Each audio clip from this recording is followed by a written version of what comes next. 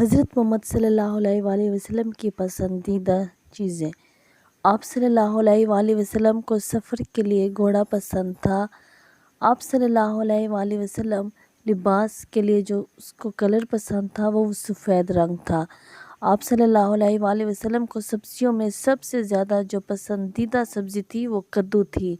آپ صلی اللہ علیہ وآلہ وسلم کو گوشت میں بکرے کا گوشت پسند تھا۔ آپ صلی اللہ علیہ وآلہ وسلم کپڑوں میں کرتا اور تہبند پہنتے تھے۔ آپ صلی اللہ علیہ وآلہ وسلم کو پہاڑوں اور درختوں سے سلام کی آواز آتی تھی۔ آپ صلی اللہ علیہ وآلہ وسلم کتنی خوبصورت ہستی تھی کہ پہاڑ بھی اور درخت بھی ان کو سلام کرتے تھے۔ تو ہمارے پاس یہ خوبصورت گولڈن چانس ہے کہ ہم دونوں جہانوں کو حضرت محمد صلی اللہ علیہ وآلہ وسلم کا واسطہ دے کر اپنا دونوں جہان سنوار سکتے ہیں۔ درود شریف کو کثرت کے ساتھ پڑھیں، استغفار کو کثرت کے ساتھ پڑھیں۔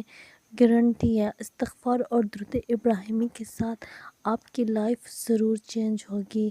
دن بھی نہ گنیں، نہ اپنے مطلب کے لیے پڑھیں، خالص محمد صلی اللہ علیہ وآلہ وسلم کے لیے پڑھیں اور استغفار اللہ تعالیٰ سے اپنے گناہوں کی معافی مانگنے کے لیے پڑھیں۔